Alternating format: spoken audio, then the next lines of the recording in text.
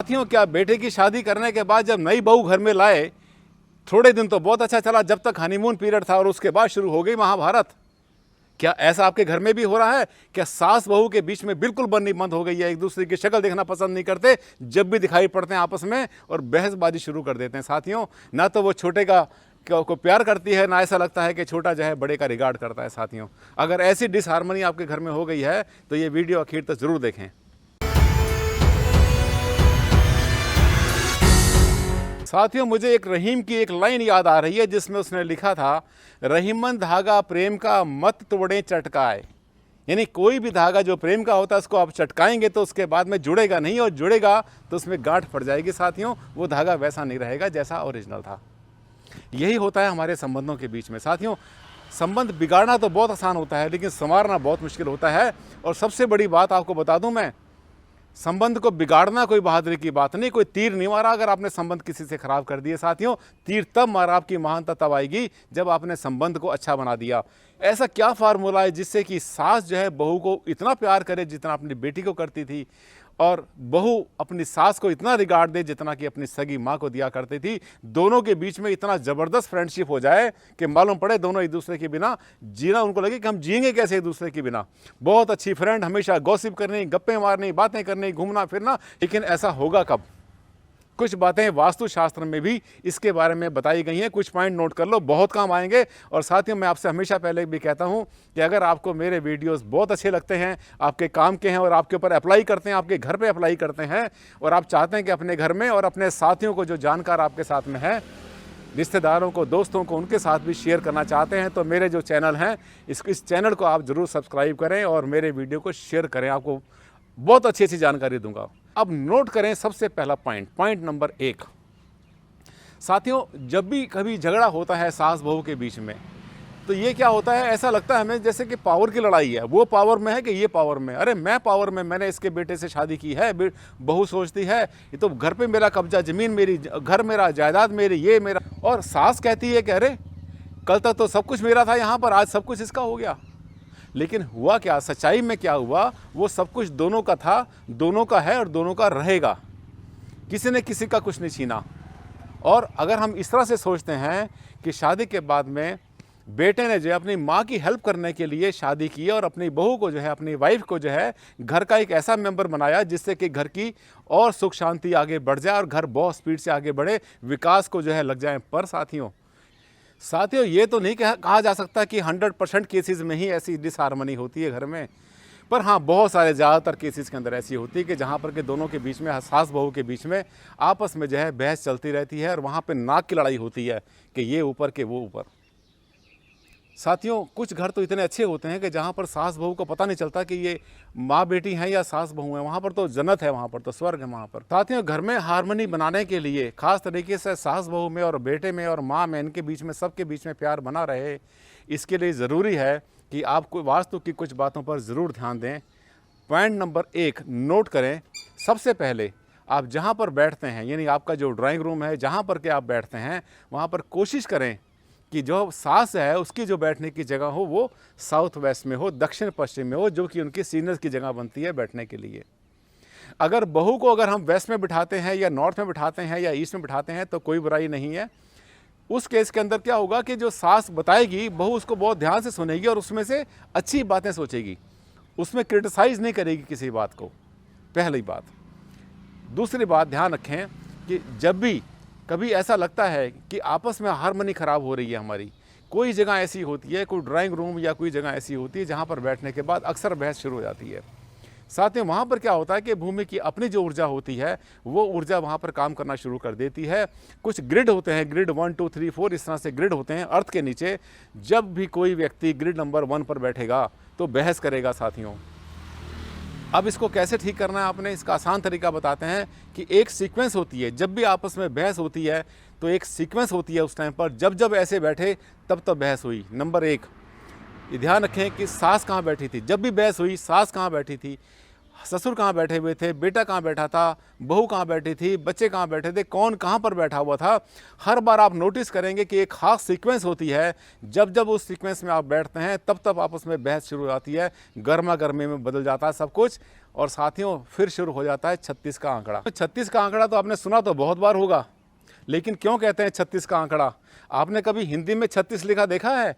इस तरह से लिखा जाता है, 2-3 उल्टे होते हैं, दोनों की कमर आपस में एक दूसरे के बैक से बैक लगी होती है, एक का मुंह इधर एक का मुंह इधर। हिंदी में 36 लिखकर देख लेना साथियों। 36 का आंकड़ा इसलिए कहते हैं, दोनों का फेस अलग, एक दूसरे की शक्ल देखना पसंद नहीं कर रहा है, यानी 1 3 सीधा और 1 3 उल्टा, तो बन जाएगा 36। इसमें क्या होता है कि जो लड़ाई इसमें होती है, ये इस लड़ाई के अंदर क्या होता है, पिसता कौन है? इसके बीच में आमतौर पे लड़का पिसता है, बेटा पिसता हमेशा।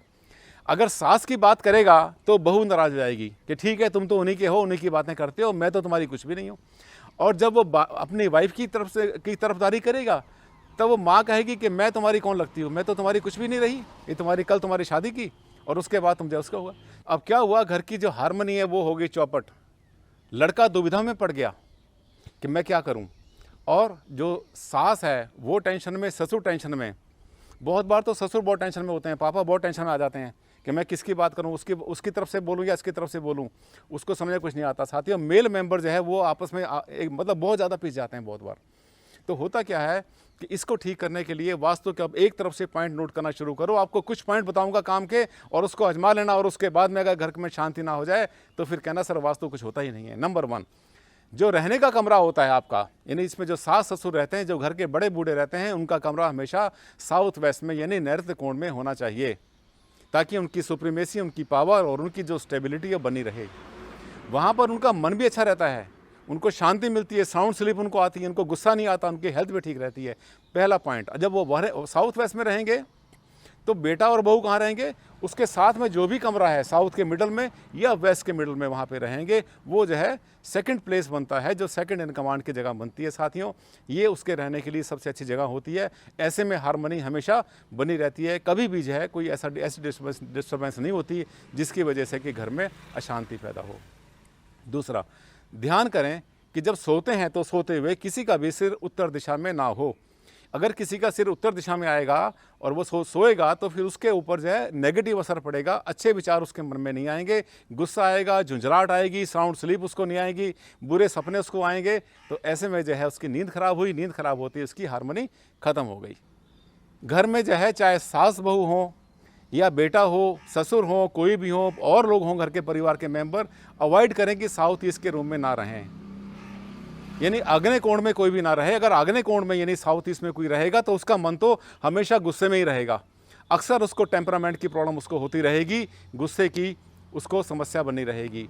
तो साउथ ईस्ट में कभी भी कोई ना रहे तो ज़्यादा अच्छा रहेगा। दूसरी बात, बहुत बार हम क्या करते हैं कि कमरों को सजाने के लिए ना उसमें कलर करते हैं बहुत बार। तो ध्यान रखें कि किसी के भी रूम में, चाहे वो बेटा है और बहू है, और या हमारे या सास ससुर हैं या माता पिता हैं, किसी के रूम में बहुत ज़्यादा हॉट कलर्स यूज़ नहीं करने साथियों। बहुत ज़्यादा रेड कलर नहीं करना, बहुत ज़्यादा येलो कलर नहीं करना, कूल कलर यूज़ करना है। वाइट, ऑफ वाइट, आइवरी सबसे बढ़िया कलर होते हैं। मैं हमेशा बताता हूँ आपको कि अगर ज़िंदगी बढ़िया गुजारनी है तो सबसे बढ़िया कलर होता है वाइट, ऑफ वाइट, आइवरी। अगर ऐसे कलर नहीं करने आप चाहते हैं कि चलो थोड़ी सी मोनोटोनी ब्रेक करना चाहते हैं हम, तो उसमें पिंक कलर कर सकते हैं आराम से, बहू के कमरे में भी और सास ससुर के रूम में भी। ज़्यादा अच्छा ये रहेगा कि साउथ वेस्ट के रूम के अंदर आप क्रीम कलर करें, बिस्किट कलर करें या बेज कलर कर दें तो ज़्यादा अच्छा रहेगा। वहाँ पर जो है हारमोनी ज़्यादा अच्छी बनी रहेगी। हाँ, न्यूली वेड कपल है, उनके रूम में आप चाहें तो पर्पल कर सकते हैं, चाहें तो उसके अंदर आप जो है पिंक कलर भी यूज़ कर सकते हैं। दूसरी बात, टीवी पर ध्यान दें। जब भी बैठती हैं सास बहू आपस में बैठती हैं तो ऐसे टीवी सीरियल ना देखें जहाँ पर कि सास बहू एक दूसरे के खिंचाई कर रहे हैं, एक दूसरे को जो है मारा मारी चल रही है, वहाँ पर झगड़े चल रहे हैं, बहस चल रही है। ऐसे सीरियल से बचें। धार्मिक सीरियल देख लो, नॉलेज वाले सीरियल होते हैं उनको देखो, कितने कितने होते हैं। न्यूज़ देखो, इसके अलावा डिस्कवरी चैनल पे बहुत से प्रोग्राम आते हैं, उसको देखो। एजुकेशनल प्रोग्राम देखो, ज़्यादा अच्छा रहेगा। ये झगड़े वाले जो प्रोग्राम होते हैं इसको देखना साथियों अच्छा नहीं होता, क्योंकि जब झगड़े वाले प्रोग्राम हम देख के सोते हैं ना तो रात में हमारी जो रील है ना माइंड की, वही चलती रहती है। हार्ड डिस्क में बहुत ज़्यादा जगह नहीं है। मैं हमेशा कहता हूँ वही चीज़ें हमारे सामने आती हैं जो हमने देखी थी, और फिर उसके बाद तो कई बार मुट्ठियाँ भिज जाती हैं कि मैं देखूँगी, मैं ये करूँगी, मैं वो करूँगी। हारमोनी वहाँ पर भी ख़राब हुई। इसके बाद नेक्स्ट पॉइंट ध्यान करें कि आप जो है एक नियम बना लें कि 24 घंटे में से कोई एक, जो भी आप जितने भी आप फूड खाते हैं, जो भी भोजन करते हैं अपना, आप ब्रेकफास्ट करते हैं, लंच करते हैं, डिनर करते हैं, एक बात का और ध्यान रखें कि 24 घंटे में जितने भी ये फूड लेते हैं, आप ब्रेकफास्ट करते हैं, लंच करते हैं, डिनर करते हैं, कम से कम एक बार का खाना जो है पूरा परिवार इकट्ठा बैठ के खाए। और खाना खाते खाते हंसी की बातें करनी है, मजाक करना है आपने, और एक दूसरे के साथ में बातें शेयर करनी है, दिन की चीज़ें शेयर करनी है, आपने कहाँ गए, क्या किया, किससे मिले, हल्की फुल्की बातें करनी है। वहाँ पर कोई भी ऐसी बात नहीं करनी है आपने जिससे कि वहाँ पर हार्मनी ख़राब होती हो। और दूसरी बात, ये कोशिश करें कि जैसे ही आप खाना खाते हैं तो उस टाइम पर कोई टीवी ना चल रहा हो तो ज़्यादा अच्छी बात है। अगर टीवी चलाने का आपको शौक़ है खाना खाते हुए, तो उस टाइम पर कोई ऐसा सीरियल चलाएं, ऐसी चीज़ चलाएं जो कि अच्छी हो, धार्मिक हो, ज़्यादा अच्छा रहेगा। अब क्या होता है, बहुत बार न्यूज़ चल रही होती है, वहाँ दिखाते हैं कि वहाँ ब्लास्ट हो गया, डेड बॉडी वहाँ पर पड़ी हुई है और ब्लड बह रहा है वहाँ पर, या कुछ ऐड ऐसे होते हैं कि जैसे गंदी टॉयलेट साफ़ करके दिखा रहे हैं आपको। ऐसी ऐसी चीज़ों के सामने खाना खाना साथियों वैसे भी आपके अंदर जो है, जो आप देख रहे हैं ना, वही अंदर जा रहा है। तो उस टाइम पर अच्छी अच्छी बातें करें। दूसरी बात, एक दूसरे को सर्व करने की आदत डालें। जो मज़ा खाने में आता है वो तो आता ही है, लेकिन सबसे ज़्यादा मज़ा आता है सर्व करने में साथियों। कि लो मम्मी ये ज़रा ट्राई करो, उसने कहा नहीं बेटे ये देखो ज़रा एक बार, ये मैंने आज अपने हाथ से बनाई है तुम्हारे लिए, वहाँ पर शेयर करो साथियों।